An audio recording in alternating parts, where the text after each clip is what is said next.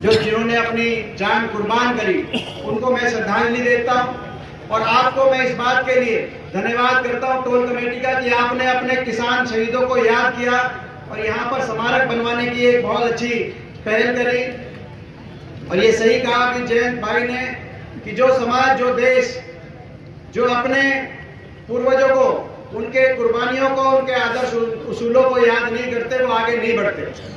तो जब तक हम याद नहीं करेंगे कुर्बानियां हमारे किसान भाइयों की, तब तक आगे कौन किसान की लड़ाई लड़ेगा। तो आज आपने बहुत अच्छा ये पहल करी है, मैं अपनी तरफ से आपका धन्यवाद करता हूं। एक किसान का बेटा होने मैं आपका धन्यवाद करता हूं, आपका भाई होने के नाते मैं धन्यवाद करता हूं। मुझे बहुत बार ये कह सकता हूं कि कभी भी आपके बीच में जब मैं पहुंचा तो मैं किसी राजनीतिक दल का व्यक्ति होने के नाते या सांसद होने के नहीं पहुंचा। मैं एक किसान के बेटे के रूप में हमेशा आपके बीच में मैंने आके आपका समर्थन साथ, जो हमारा सबका कर्तव्य बनता था पूरे प्रदेश में। मगर आज मैं एक बात राजनीति से ऊपर उठ के कहना चाहता हूं। आज जो आपको और हमको इस आंदोलन से सबक लेने की, ये सीखने की एक आंदोलन चला। ये सही बात है कि किसान आंदोलन देश के इतिहास में 13 महीने इतना लंबा आंदोलन, लाखों की संख्या में किसान दिल्ली के चारों तरफ बैठे हुए, 750 किसानों की जान चली गई, हर रोज एक शव वापिस आता था, हर रोज कहीं चिता जलती थी किसी की। ऐसा आंदोलन देश के इतिहास में कहीं कभी नहीं हुआ इन 75 साल में। जो ये बोलते हैं 75 साल में ऐसा आंदोलन भी देश के किसान को नहीं करना पड़ा। लेकिन 75 साल में ऐसा अहंकार भी देश की किसी सरकार को नहीं हुआ।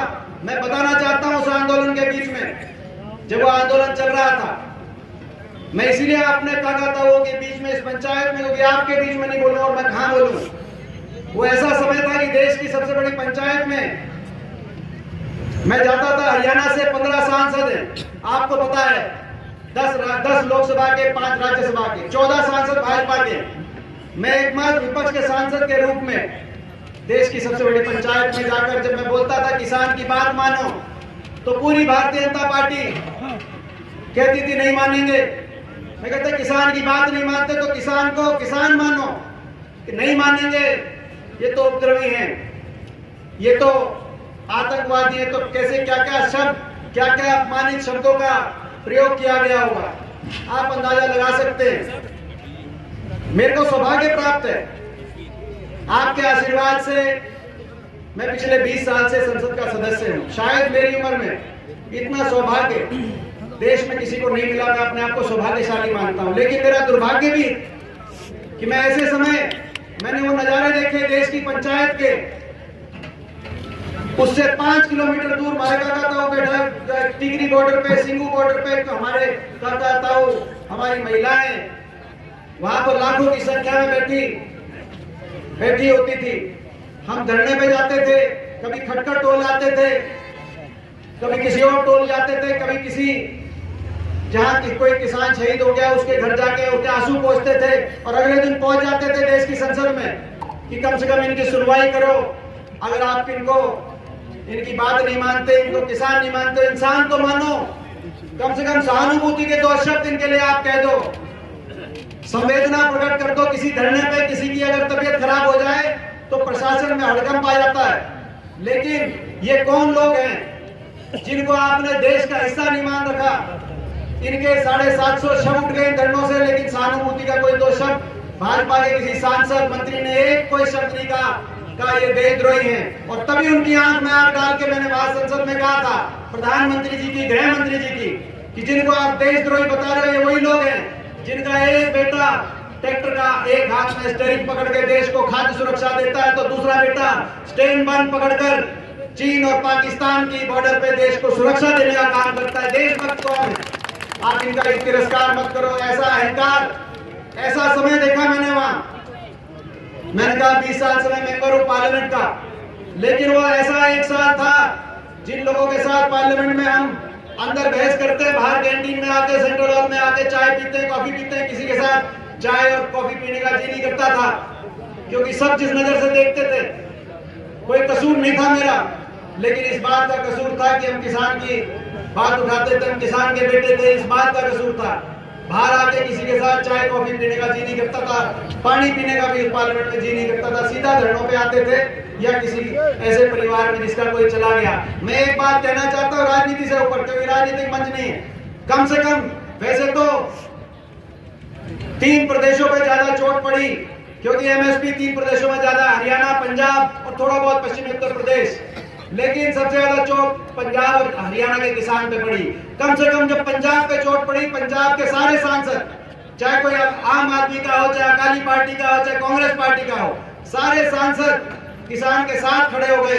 लेकिन जब हरियाणा के किसान पे वही चोट पड़ी तो हरियाणा के 14 सांसद, सारे सांसद किसान के खिलाफ संसद में खड़े हो गए और मैं अकेला वहां पड़ गया। मैं आपको इसीलिए कह रहा हूं, राजनीति से ऊपर उठ के कम से कम आने वाले समय में आपको समझ से काम लेना है और समझदारी से, जो चौधरी चरण सिंह कह के गए कि एक आंख खेत की डोरी पे और दूसरी आंख दिल्ली की राजनीति पे आपकी होनी चाहिए। समझदारी से कम ऐसे फैसला लेना कि कल को हरियाणा प्रदेश के मजदूर पे, किसान पे अगर कोई चोट मारता है तो उसकी गवाही देने के लिए संसद में और विधानसभाओं में गवाही देने के लिए कम से कम खड़े हो जाए, उनका मजाक बनाने के लिए कम से कम खड़े होना।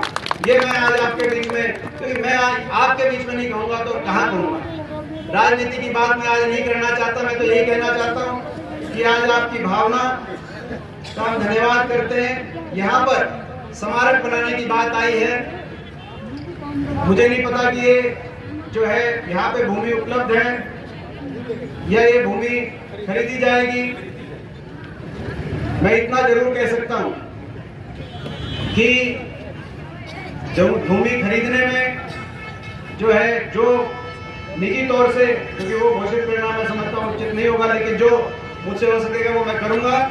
और अपने सांसद कोटे से यहाँ पे शहीद स्मारक जो बनेगा, क्योंकि आज ठीक है 14 होंगे बीजेपी में, मगर एक एमपी कोटा थारे पास भी है, अपने एमपी कोटे से 21 लाख की घोषणा मैं यहाँ पे अपना जोड़िया बनाएंगे, मगर वो जगह आपके पास होगी उसमें वो खर्च के काम आएगा। और दूसरी बात, 6 महीने के बाद भाई ये जो है इसको पूरा ही आपको कहने की जरूरत नहीं पड़ेगी, मेरे को भी कहने की जरूरत नहीं है। मौका लगेगा तो आप जो कहोगे जो है चलो मेरा होगा, हाथ आपकी होगी, मेरे को कुछ आपको कहने की आवश्यकता नहीं है। मैं ये भी कहना चाहता हूँ, आखिरी बात, ये जो 750 परिवार थे, इसमें जो हरियाणा के परिवार थे, हुड्डा साहब ने फैसला लिया कि कांग्रेस विधायक दल सारे एमएलए इकट्ठे करेंगे। सुभाष गांगुली जी का प्रस्ताव था, जो विधायक यहाँ बैठे, 2-2 लाख अपनी जेब से देने का काम करेंगे और 2-2 हर परिवार को 2-2 लाख पहुंचाने का काम करेंगे। अभी जो जोगिंदर नैन भाई ने बताई कि भाई 83 परिवारों को 2-2 लाख अपने खुद की जेब से। मैं ये सही है कि पंजाब में कैप्टन अमरिंदर सिंह जी की सरकार ने 5 लाख और हरियाणा में, मगर देश में कहीं अपनी जेब से अगर एक परिवार के पास पहुंच के उनके आंसू पोंछ के और 2-2 लाख देने का काम हुआ खुद अपनी जेब से, तो हरियाणा के अंदर हुड्डा साहब ने ये फैसला किया। और साथ में हर खबर का मतलब ब्रेकिंग न्यूज नहीं, हर बहस का मतलब हंगामा नहीं। हरियाणा की सारी खबरें केवल हरियाणा बुलेटिन पर, सीधी बात, नो बकवास।